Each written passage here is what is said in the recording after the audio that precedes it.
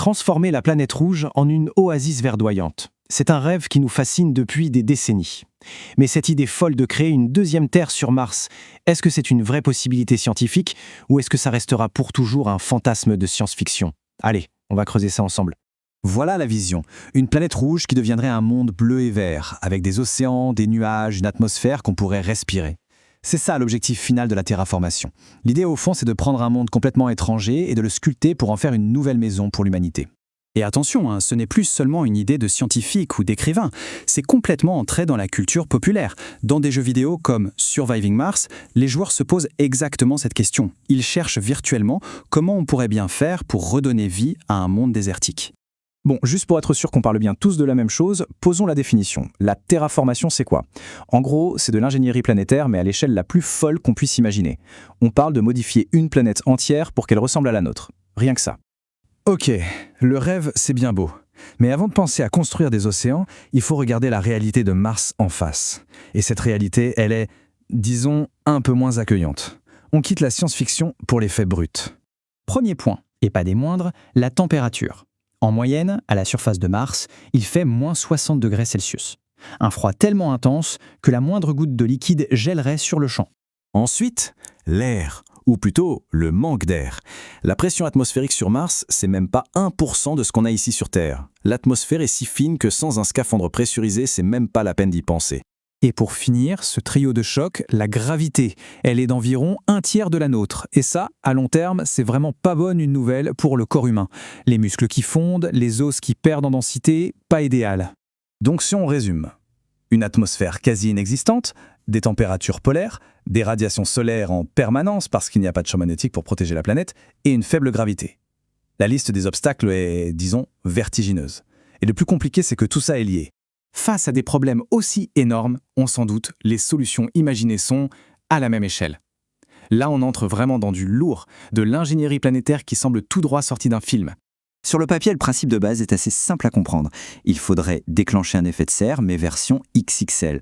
Le but, relâcher un maximum de gaz, surtout du CO2, pour que l'atmosphère agisse comme une grosse couverture, piège la chaleur du soleil, fasse monter la température et, si tout va bien, permette à l'eau de couler à nouveau. D'accord, mais comment on démarre ce chauffage planétaire? Eh bien, il y a deux idées principales qui sortent du lot, et elles sont assez spectaculaires. La première, c'est la méthode un peu bourrine, rendue célèbre par Elon Musk. On balance des bombes nucléaires sur les pôles pour tout vaporiser.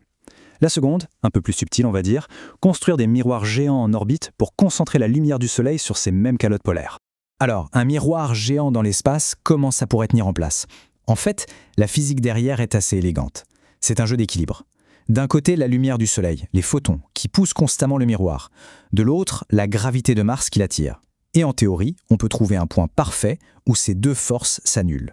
L'objet resterait là, en orbite stable. Mais quand on parle de l'échelle d'un projet pareil, il faut s'accrocher. Pour qu'il soit efficace, ce miroir devrait avoir un rayon de 125 km. On a du mal à se le représenter, mais c'est un objet plus grand que Paris et toute sa banlieue. C'est juste gigantesque. Et son poids serait dans la même démesure. Environ 200 000 tonnes. C'est beaucoup, beaucoup plus lourd que la Station spatiale internationale.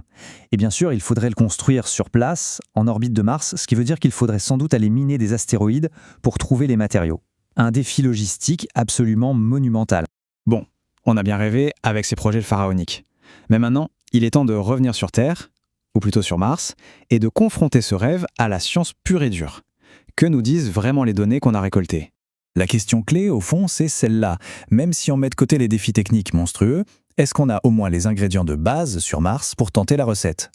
Et là, la réponse de la science, basée sur les données les plus récentes de nos sondes, est assez brutale. Selon une étude majeure financée par la NASA, le projet n'est tout simplement pas réalisable. Pas avec la technologie qu'on a aujourd'hui en tout cas. Et la raison, elle est fondamentale. L'ingrédient principal manque à l'appel. Les analyses montrent que même si on parvenait, par magie, à libérer tout le CO2 qui est dans les calottes polaires ou piégé dans les roches, eh bien, ça ne suffirait pas, et de très très loin. Ce graphique permet de bien visualiser le problème. La première barre, c'est l'atmosphère de Mars aujourd'hui, quasiment rien. La deuxième, c'est le scénario le plus optimiste. Si on libère tout le CO2 accessible, on arrive à peine à 5, peut-être 7% de la pression terrestre.